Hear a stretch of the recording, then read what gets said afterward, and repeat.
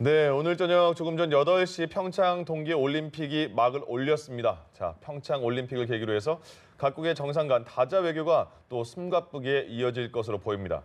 전 세계인들의 축제인 평창 동계올림픽이 또 한반도 평화 정책의 계기가 될 수 있을지 주목이 됩니다. 예, 두 분의 전문가 모시고 자세한 얘기 나눠보겠습니다. 김철우 한국국방연구원 연구위원, 박원곤 한동대 국제지역학과 교수 나오셨습니다. 어서 오십시오. 안녕하세요. 예, 안녕하십니까. 예, 먼저 오늘 올림픽 개막식 전에 리셉션이 열리지 않았습니까? 여기 보니까 참 애매했습니다.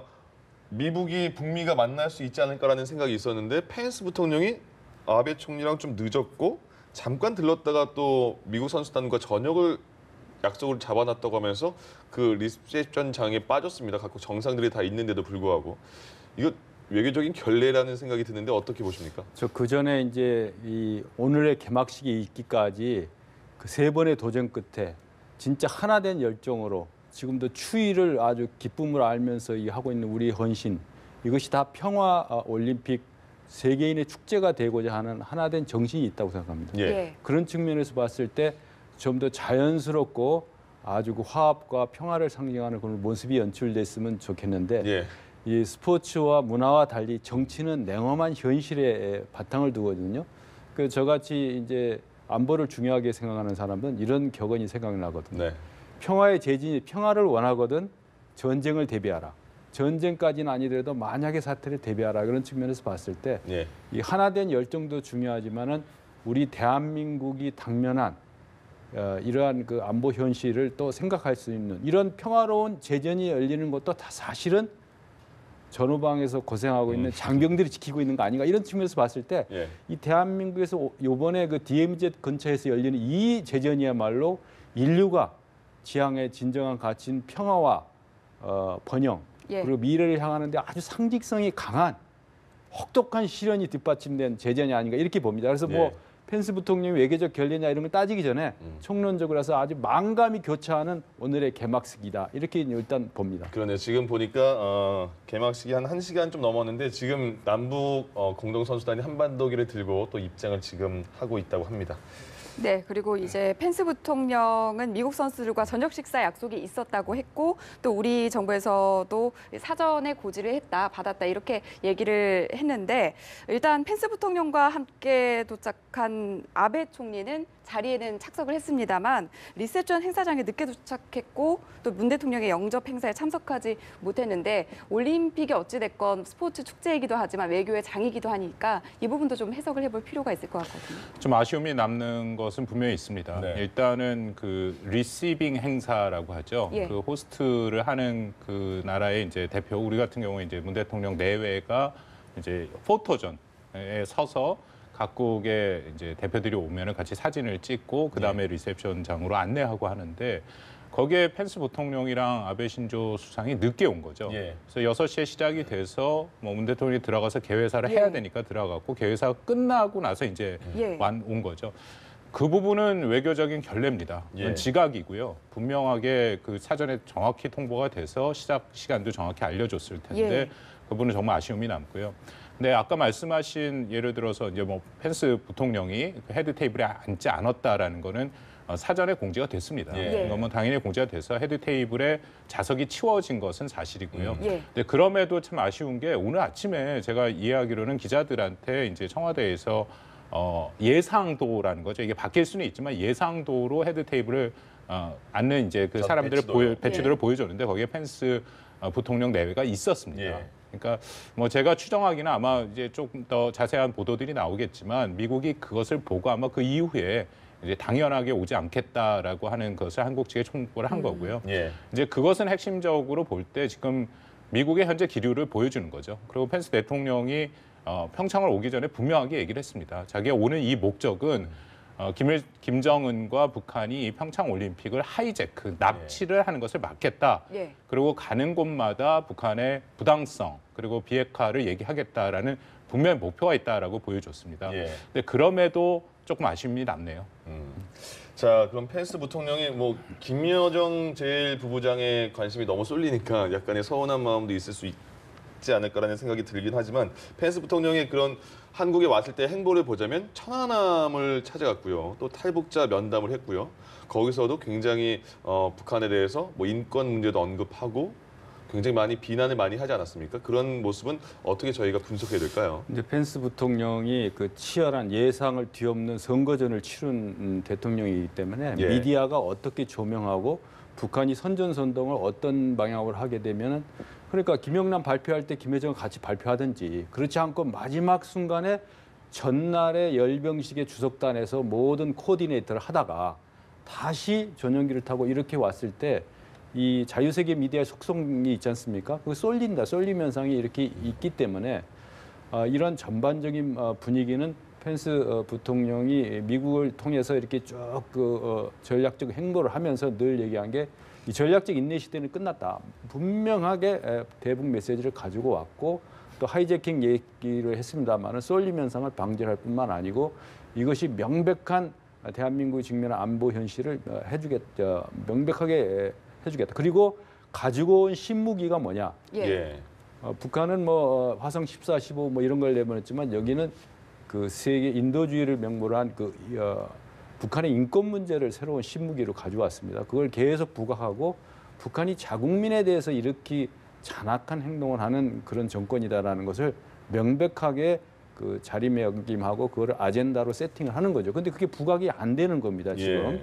그렇기 때문에 사람이 외교적으로 젠틀한 제스처를 취한다 하더라도 그 내면의 불편함은 분명히 있는 거라고 봅니다. 그래서 우리가 착시를 하지 말아야 될 것은 우리가 이만큼 국가적 번영을 이루고 세계인의 주목을 받고 많은 나라들이 관심을 갖는 우리 능력도 있지만 한미 동맹에 기초한 그런 것이 있기 때문에 우리가 국력에 이상 가는 대우를 받는 측면도 분명히 있다. 그리고 그거를 보지 못하고 우리가 마치 세계 4강인 것처럼 하는 것도 과다한 거다. 그럼에도 불구하고 우리 대한민국 국민이나 우리 한민족의 저력이 세계가 깜짝 놀랄 잿더미 위에서 이렇게 왔다. 그럼에도 불구하고 트럼프 부통령이 가지고 왔던 그 인권의 문제가 평화 스포츠 제전, 문화 제전 이전에 인간으로서 가장 기본적인 인권 문제를 이번에 가지고 왔다는 것은 네. 그것을 상징적으로 보여주는 것이 천안함이다 이렇게 봅니다. 예. 네, 대북 강경 행보를 이어간 펜스 부통령의 행보를 저희가 좀 짚어봤고요.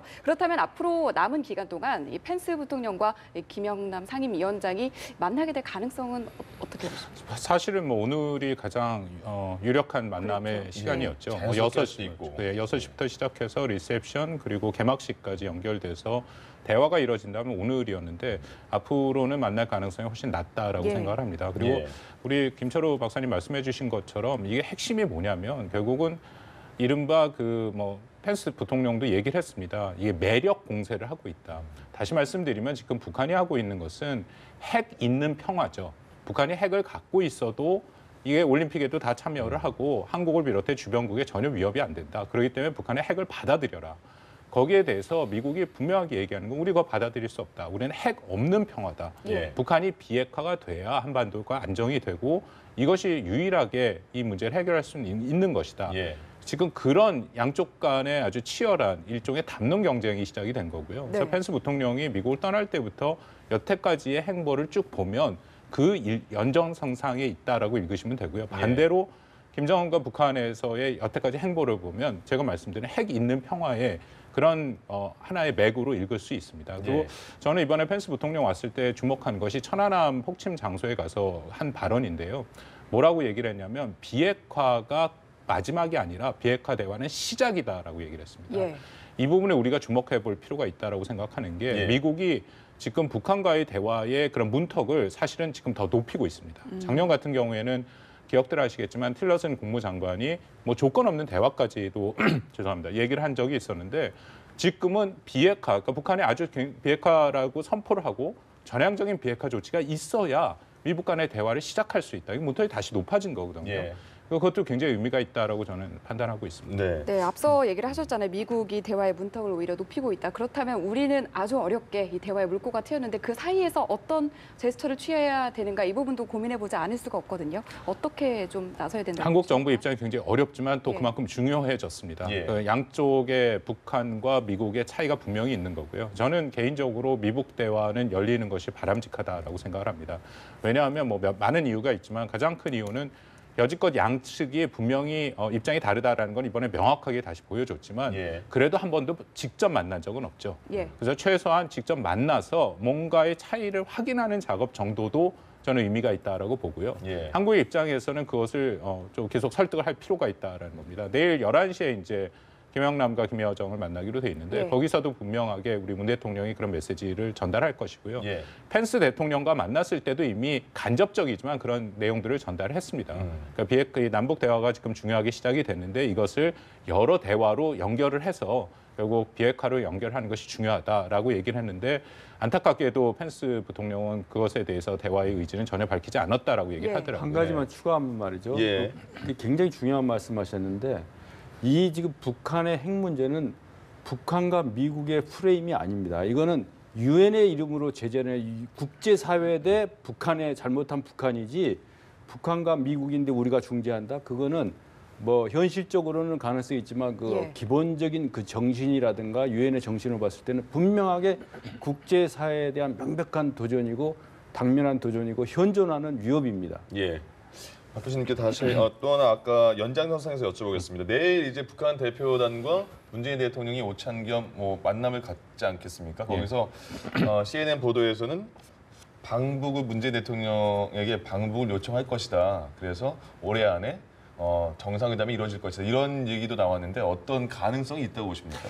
뭐 CNN 보도가 좀 너무 많이 나갔다라고 생각을 하고요. 정부에서도 그렇게 말을 예, 했고요. 정부에서도 그렇게 얘기를 했고 왜냐하면 뭐 문 대통령도 분명히 얘기를 했습니다. 뭐 북한과의 대화의 가능성, 특히 정상회담의 가능성도 열려 있다. 그러나 본인도 대화를 위한 대화는 하지 않겠다라고 얘기를 한 거거든요. 예. 그 의미는 결국 이 비핵화 핵 문제가 어느 정도 실마리 돌파구가 생긴 후에 그 다음에 만나겠다라고 된 거고요. 그리고 지금 현재 상황에서 우리 문 대통령이 지금 김정은 위원장을 만난다라는 것은 여러 가지로 비용 측면도 그렇고 여러 면에서 지금 적절하지는 않습니다. 예. 지금 이번에 어쨌든 1차적으로 우리가 이 평창 올림픽을 잘 치르고 네. 그 다음에 어떻게든지 북한의 비핵화에 대한 돌파구가 만들어진 후에 그 다음에 만나는 것이 적절하다고 생각을 하는데 다만 저는 오히려 북한 측에서 먼저 우리한테 그런 것을 제의할 가능성이 있다고 봅니다. 네, 예. 뭐 내일 회동을 두고 문 대통령과 김정은 위원장의 간접 회담이 될 것이다 이런 표현까지 나오는데 내일 어떤 얘기를 어떤 대화를 나누게 될 것으로 예상을 하십니까? 그래서 분명히 격의 차이가 납니다. 네. 뭐 아무리 그런 혈통을 가지고 있다 하더라도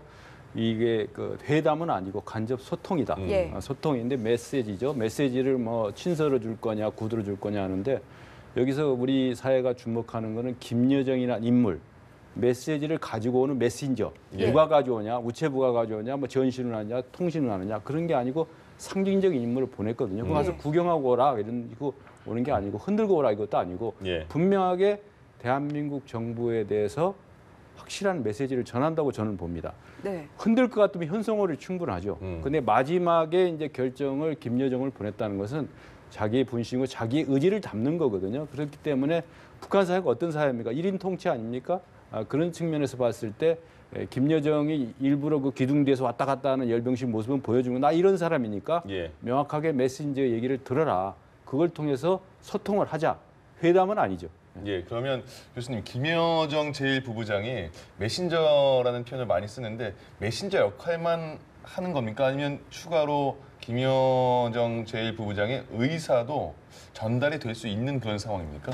김여정이 왔다라는 것 자체가 북한이 김정은 위원장의 분명한 메시지죠. 예. 예, 이거 많이 고민을 했을 겁니다. 사실 뭐 그저께 발표됐을 때 저도 많이 놀랬고요. 네. 정말 김여정을 보내는가 제가 여러 번 확인할 정도로 왜냐하면 그만큼 일단 백두혈통이라는 거에 굉장히 큰 의미가 있고 김여정 개인도 이런 국제 무대에 아직 데뷔를 해본 적이 없는 예. 이런 사람이고 사실은 나이도 그렇게 많지 않고 그럼에도 굉장히 큰 상징적인 임무를 보낸다라는 것은 그만큼 앞으로 남북 관계를 중시하겠다라는 그 자체가 메시지가 되는 겁니다. 예. 그래서 친서를 어떤 식으로 갖고 왔는지 안 갖고 왔는지는 뭐 내일 지나보면 알겠지만 김여정이 왔다는 것 자체가 뭐 김정은이 신년사에서 얘기한 것처럼 평창의 이 민족의 경사로 하고 그 이후에 남북 관계를 전방면에서 계속 발전시키겠다. 그 의지를 충분히 나타낸 거라고 판단할 수 있습니다. 예. 네, 앞서서 김여정 제1부부장이 국제무대에 나선 적이 없다라고 얘기를 하셨는데 그렇다면 이 평창을 시작으로 외교적 무대에 김정은 위원장을 대신해서 나설 가능성에 대해서는 어떻게 볼 수 있을까요? 좀 두고 봐야 될 예. 거다라고 생각을 하고요. 아직은 그만할 만한 만큼의 경력과 능력이 검증은 되지 않았습니다.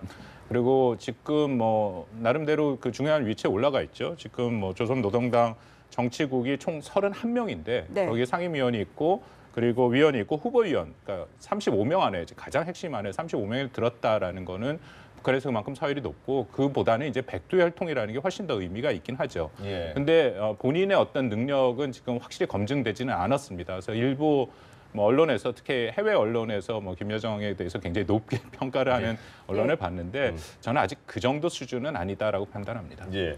자, 그리고 오늘 그 이슈를 좀 많이 끌었던 부분이 김영남 상임위원장과 김여정 제1부부장이 이제 통일부 장관과 같이 들어와서 의전할 때요.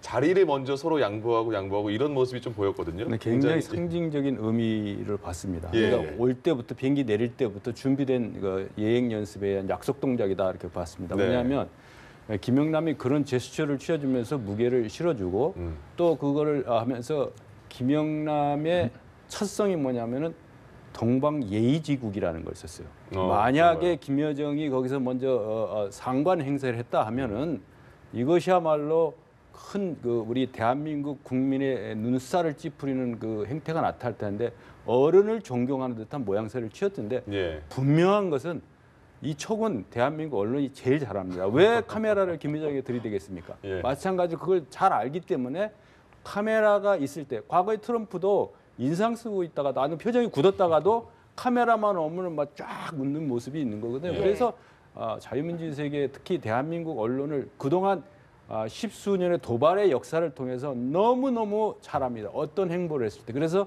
이번에 오픈된 미디어에 오픈된 됐을 때 그게 뭐 우연의 일치로 이렇게 한 거 아닙니다. 상당히 준비된 멘트고 그 제스처였다. 그리고 예. 한마디도 안 하는 것도 상당히 네.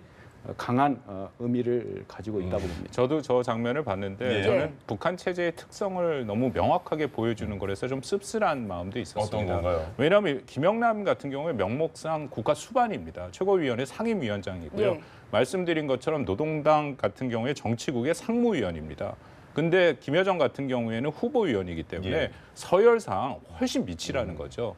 그리고 공식 직책도 뭐 김여정이 선전선동부에서 지금 옮겼다라는 얘기도 있지만 제1부부장 정도, 우리나라면 차관 정도 급이거든요. 예. 그러니까 이게 뭐 여러 가지 급수나 뭐 경력이나 당연히 김영남이 훨씬 위의 사람이죠. 그럼에도 자리를 양보한다라는 것은 북한이 말하는 그 백두혈통, 결국 수령, 예. 그것이 또 한번 드러난 그런 모습이다. 그래서 이게 사회주의 국가라고 보기도 좀 어려운 뭐 펜스 대통령이 말한 것처럼 뭐 일종의 전체주의 국가다. 저는 그런 오늘 모습이 다시 한번 확인됐다라고 생각합니다. 네, 예. 이제 평창 올림픽이 화려하게 막을 올렸고 올림픽이 끝난 이후도 우리에겐 상당히 중요합니다. 뭐 내일의 메시지 어떤 메시지가 나올지 그리고 이 평창 올림픽이 끝난 이후에 한반도 정세는 어떻게 예상하시는지? 저는 매우 중요하다라고 생각합니다. 이게 지금 평창의 이 모든 과정에서 사실은 뭐 우리 정부가 좀 과유불급이라는 그런 얘기를 들으면서까지도 북한한테 여러 가지 잘해줬죠. 그리고 예. 제재에 대해서도 제 기억에 벌써 4개 정도 예외 조항을 만들어서 그렇게 이제 평창 올림픽을 치렀는데 이것이 그냥 평창 올림픽만으로 남을 것이면 이럴 필요는 없었죠.